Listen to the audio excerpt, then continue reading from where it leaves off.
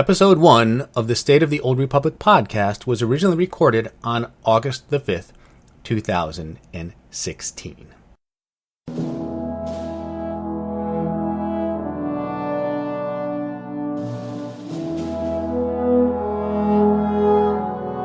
It's the State of the Old Republic podcast with your host, Ted.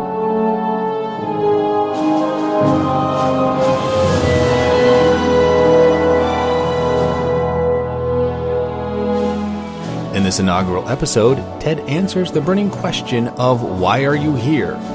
In his in-game adventures segment, Ted talks about making augment kits for credits and ponders just how many credits you need to be rich nowadays. He covers the latest news for Star Wars The Old Republic, bringing you some information you might have missed about the upcoming Knights of the Eternal Throne expansion. And in the topic of the week, Ted explores our connection with Valkorain. Is there more than meets the eye here? Well, without further ado, here goes nothing, and here is your host, Ted. Welcome to episode 1 of the State of the Old Republic podcast. I'm your host, Ted, and I have a great show lined up for you today. Now, since this is the very first episode, I want to take a couple of minutes and do some housekeeping and tell you what this podcast is all about. This is a podcast about Star Wars The Old Republic MMO. Now, I figure you probably already knew this, but just in case, I wanted to give you a chance to bail out now before you get too far down this rabbit hole.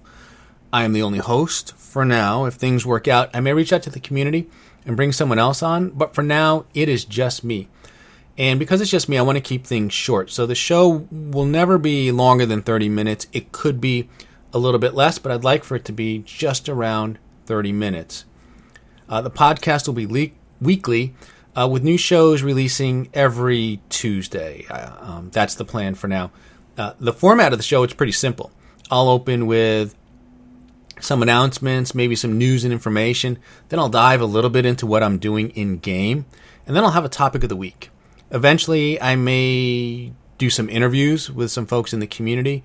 And I'd love to do some Q&A and just, have you guys submit questions and try then answer them on the show for you. So I'll give you information about the email, website, and Twitter all at the end of the show.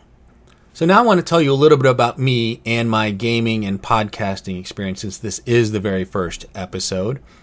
I've been playing MMOs since 2003. Star Wars Galaxies was my first step into the larger world of MMOs.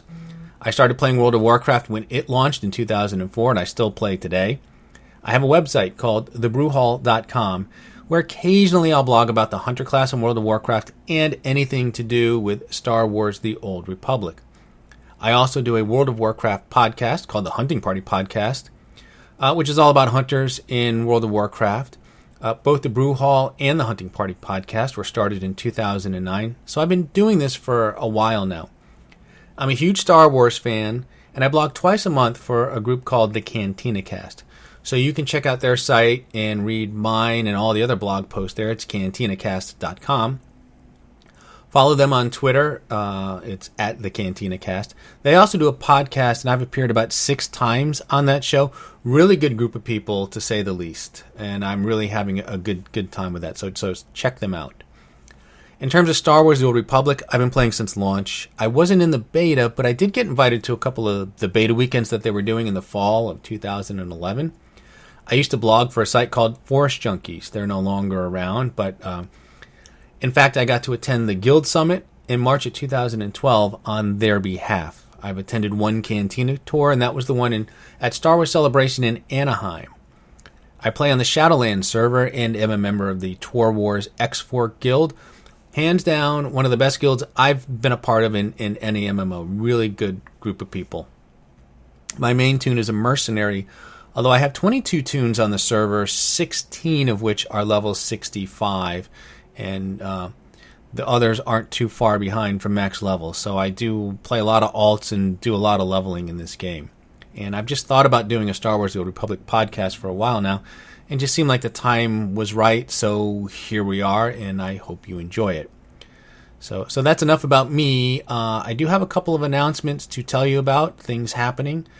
As you may know, this year marks the 5th anniversary of Star Wars The Old Republic. So to celebrate the 87 unique characters that have been created in the galaxy, BioWare is running I call it a contest, I guess, or where they're going to create a Star Wars The Old Republic character collage. You know, these are those pictures where when you're zoomed out, it looks like an image. It could be something like, the Star Wars The Old Republic logo, but if you zoom in, you'll see that image is made up of all sorts of tiny little pictures. So that's what they're doing here. And what they want you to do is submit the tiny little pictures that are going to make up the collage. So they want you to take a close-up headshot of your in-game character. The recommended resolution is 1920 by 1080. Turn off all the UI and text. Focus on the waist up. Remain in your default pose. And then when you've got your screenshot, email the image to SWTOR submissions at SWTOR.com. And that's SWTOR submissions at SWTOR.com. There's no deadline posted, but why wait, right? So I would recommend sending yours in today. And there was no mention of a limit on how many characters you could submit. So if you're like me and have 22 characters on a server, why not take a picture of all 22 and send them in? In other community news, the folks over at torfashion.com are teaming up with the Hot Pants of the Old Republic, and they're running a companion fashion police contest. Now, this contest runs from August 1st to August 31st, and the goal here is simple. Just embarrass those companions that annoy, irritate, or downright anger you. So basically, you're going to dress up these companions. Obviously, it only applies to ones where you can dress them up, and come up with creative and just silly outfits, and then go ahead and submit them into this contest. There will be 3 winners, one from each of the following categories. The first category is playable race female. So these are female companions that are the same race as playable characters, and they're also including Nadia Grell, who is one of the Jedi Consular companions. The second category is playable race male. These are male companions that are the same races as playable characters, and this also includes Vector, Hillis, and Dr. Loken. And then the final category are non-playable races. So winners will receive a 2400 Amazon Cartel coin card.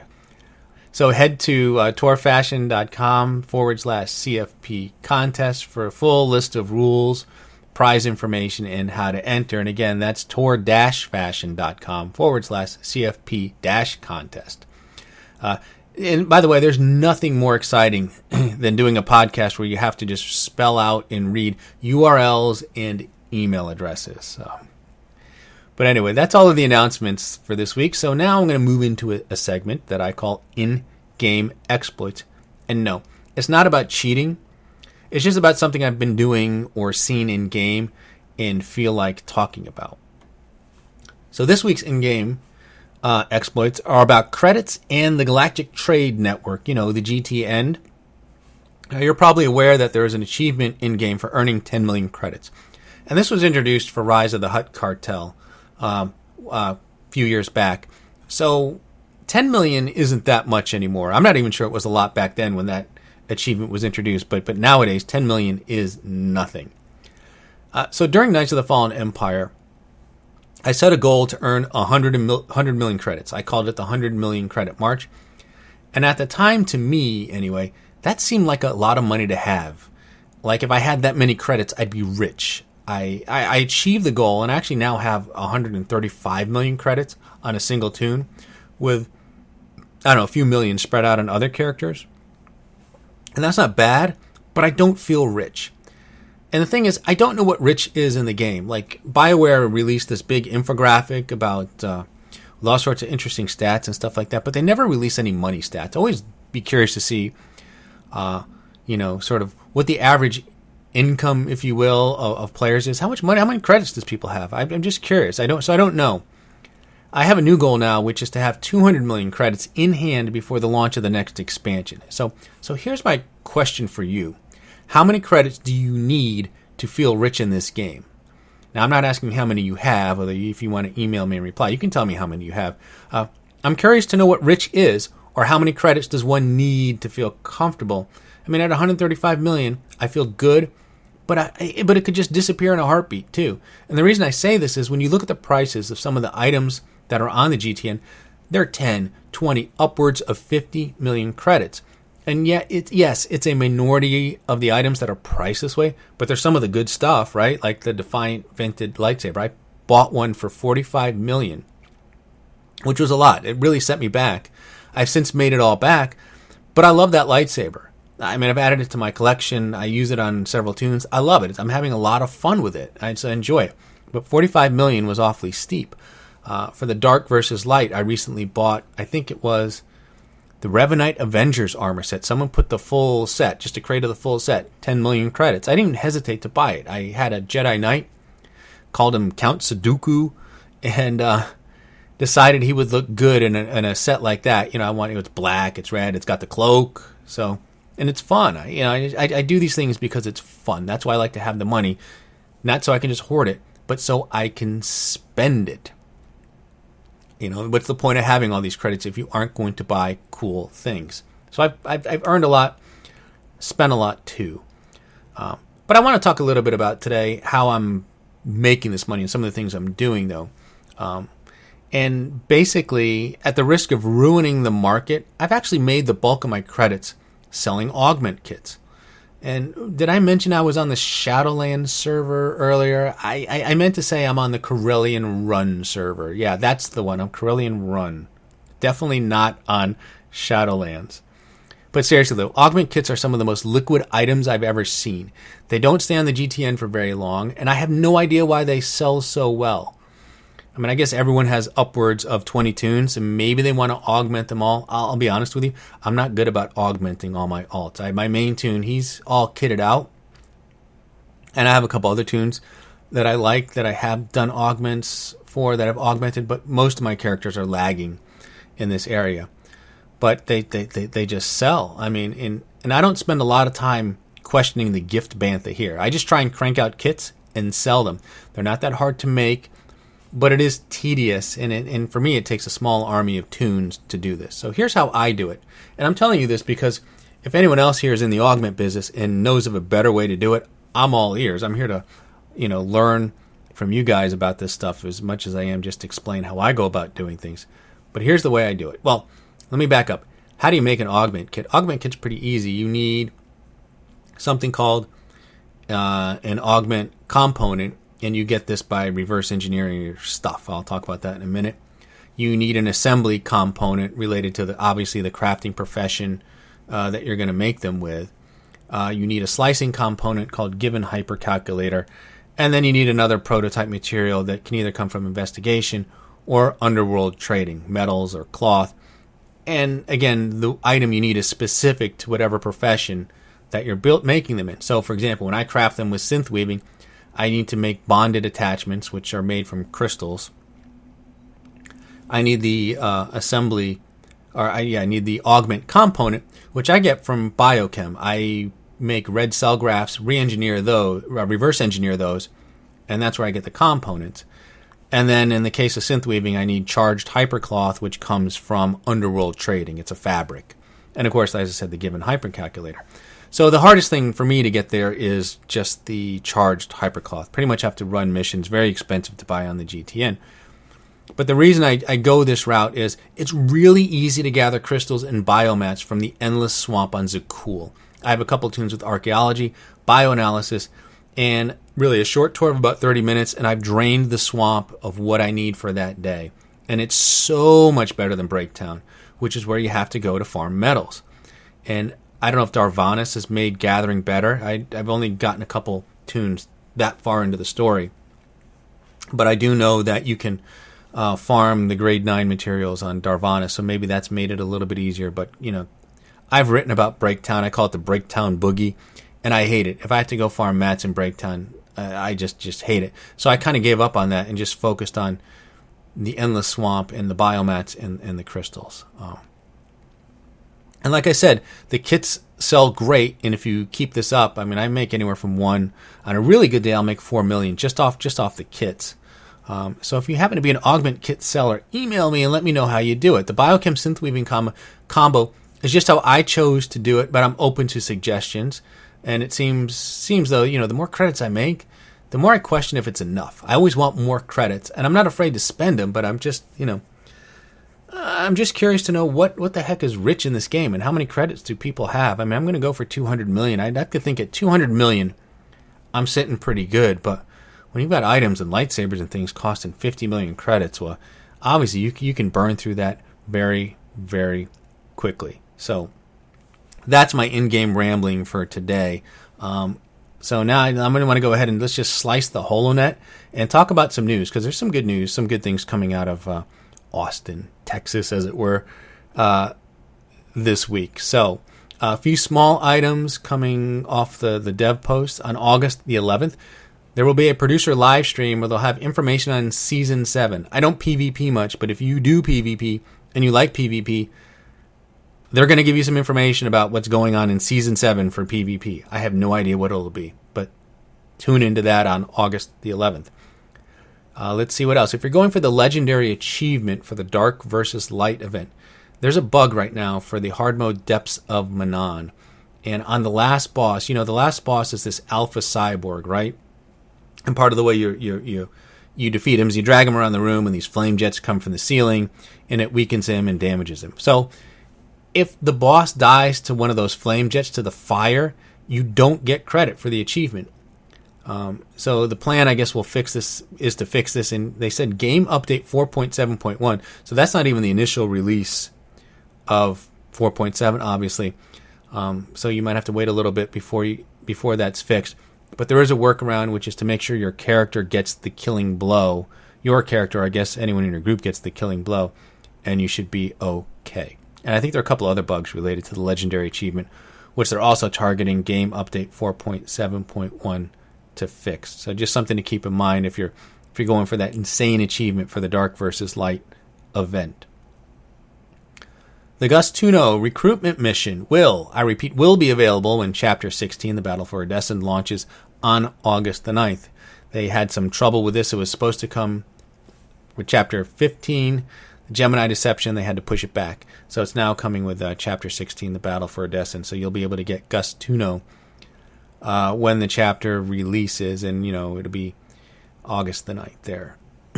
But the big news of the week is that in game update 4.7, BioWare is releasing a feature that we've all been waiting for since Knights of the Fallen Empire was announced last summer. And the wait is over, and coming in 4.7 is the new pack opening experience. Now, like me, I'm sure that when you heard the phrase new pack opening experience, you were hoping that it meant they were increasing both the volume and range at which you can hear packs opening by 200%. Because there's nothing better than standing next to some jackass who's opening 100 hypercrates worth of packs in the middle of the fleet. If only they had someplace private like a Starship or Stronghold to do that in. But seriously though, opening packs is like one of those annoying habits like cracking your knuckles or slurping a hot beverage. It's kind of fun when you're doing it, but you want to throw yourself in front of a bus when you hear someone else doing it. Well, it turns out they're not increasing the radius or the volume. In fact, I think they're doing away with that public nuisance entirely. So you see, the new pack opening experience is a shiny new interface for you to get your hopes dashed as you watch that $100 of real money you spent get converted into a giant pile of War Hero crystals, companion gifts, and social XP boosts. So how does this thing work? Well, you'll now open packs via a new interface called the Pack Viewer. The Pack Viewer will let you access all of the packs regardless of where you have them stored, and the packs will now stack in your inventory. Well, that's pretty nice. Especially if you have a hypercrate. Having, 30 packs taking up one slot, I'm all for that. When you open a pack, you'll have the option to reveal all of the items or reveal them one at a time. When an item is revealed, it is not stored in your inventory, but it goes into something called the item stash. Now, here's the thing about the item stash. It's legacy-wide. Any items in your stash can be transferred to any character in your legacy. Let me repeat that. You can transfer any item from your stash to any character in your legacy. Now, this is really good because the Pack Viewer will work with the new Dark versus Light packs that you get from completing the Dark versus Light achievements. One of the big complaints with the DVL packs is that the items you got were bound to the character that received the pack. I've actually gotten some pretty decent items like Revan's Reborn upper body and the Revan Reborn supplementary body. Unfortunately, those items are bound to the character who got them, which in this case is a bounty hunter, and I probably would never use them on a bounty hunter. The only way I could get these to another character is if I complete the set on that bounty hunter and add it to my collection. Well, the new pack opening experience bypasses this restriction. And that's the good news. In the day late, a credit short category, it will only apply to unopened packs. So if you're like me and you've opened up all of your DVL packs that you've earned thus far, those items will still be bound to that character that you opened them on, and they'll not be moved to your item stash. So it's not great in that sense, but at least I no longer have to do those silly achievement gymnastics and ensure that a specific character is the one who gets the packs. I don't have to worry about that. Any character can get the pack because they'll now go to the item stash. A couple other tidbits about the item stash. So the items in your stash can be sorted. You can do it by name, quality, rarity, quantity, whether it's new. You can filter items in your stash by the type, such as armor or mounts. If you have multiple unique items in your stash, you can claim one or the entire stack. If you claim the entire stack, the items will remain stacked in your character's inventories and will all share the same bind timer. And the item stash can hold up to 250 unique items. So, and did I mention too that the unique items will stack, which is great. And this is the example BioWare gave. It said, for example, if you have 3 Defiant vented lightsabers, it will only take up 1 slot in your stash. Okay, let's stop right there.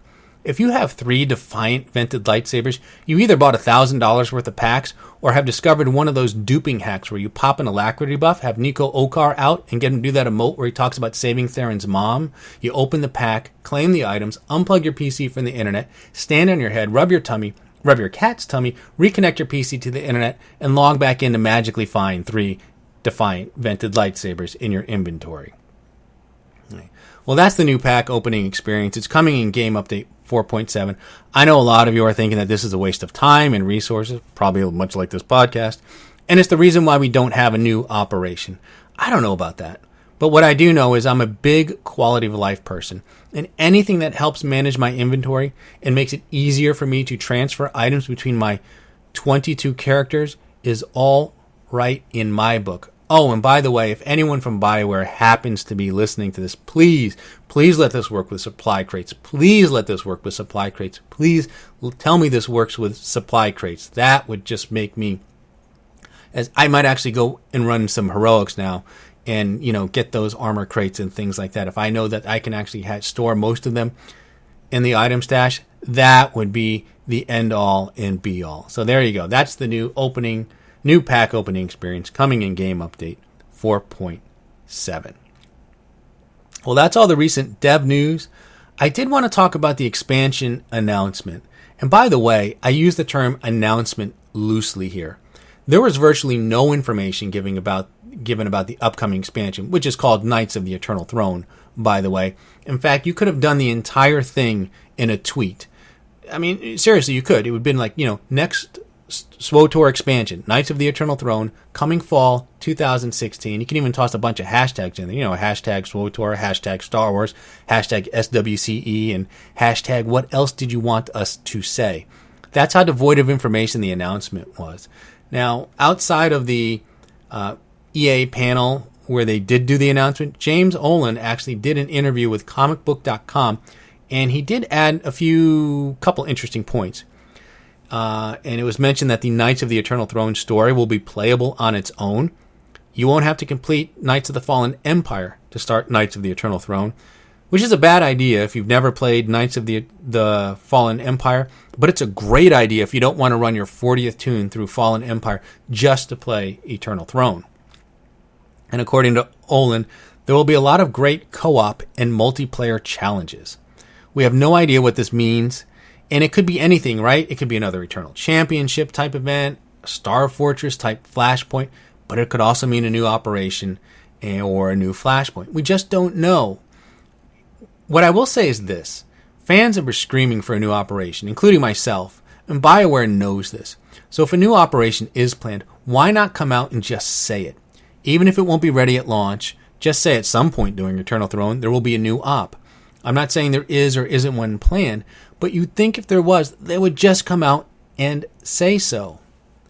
One other interesting thing that Olin had to say about the Knights of the Eternal Throne was this.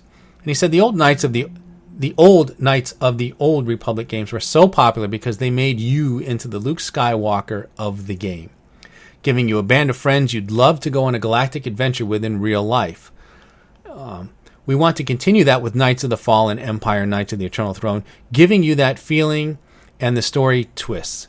Which brings me now to my featured topic of the week, which I'm calling Outlander, I Am Your Father. Now, before I begin, I want to remind you that I'm recording this on August the 5th, which is a few days prior to the release of Chapter 16, The Battle for Odessen. I have no idea what's going to happen, so this is 100% speculation on my part. I wanted to get that out there on the off chance that my ridiculous theory pans out. This is not a spoiler. However, if you don't want ideas about Chapter 16 popping in your head, I don't know, skip ahead about 5 minutes and, go straight to the outro. And I'll give you like a few seconds pause here to go ahead and do that. All right, that's good enough. Okay, now that I've got those of you who want to be here, I am calling it now. Emperor Valkorain is our father. Not quite in the same way that he is the father to Archon, Thexan, and Valen. I'm not saying that Senya is our mother, but I do believe that we are Valkorain's progeny, and it will be revealed in Chapter 16. So why do I think this? Well, I already talked about what James Olin said about our characters being the Luke Skywalker of the game. Last year, creative director Jesse Skye wrote an article called Crafting the Next Story of Star Wars The Old Republic. In it, he wrote this. Last year, I decided to rewatch The Empire Strikes Back and write down everything that shocked the audience back in its original theatrical run.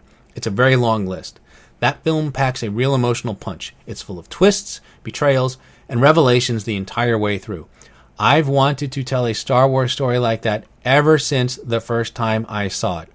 Now, you all know that the big moment, the big twist, the big reveal in that movie is when Darth Vader tells Luke that he's his father. That wasn't just a big Star Wars moment, it was a big cinematic moment, and I think that's what BioWare is going for in Knights of the Fallen Empire. Let's face it, they haven't had a moment like that since it was revealed your character was Revan in the original Knights of the Old Republic game. That was a neat thing, and I believe they want to capture that magic again, and the way they'll do it is by creating a familial connection between our character and Valkorain. Yes, it's crazy, and I'm probably wrong, but it kind of makes sense too. It certainly explains how smugglers and bounty hunters and troopers are so powerful. It also explains how our Force-sensitive characters are some of the most powerful Force users in the galaxy. It also leads me to believe that Valkorain will be part of the Knights of the Eternal Throne expansion. And back to looking at Fallen Empire as the Empire Strikes Back of SWTOR, it's kind of is the middle story. If you think of things in terms of a trilogy, you have Shadow of Revan as part 1, and you have Knights of the Fallen Empire as part 2, and then Eternal Throne as part 3. And it seems pretty clear that Chapter 16 is going to leave a lot unresolved. There's the mystery of the gravestone, taking the Eternal Throne, defeating Archon and Valen too. Unless this is an unusually long chapter, I think it's going to end in a cliffhanger, and the story will continue in Knights of the Eternal Throne.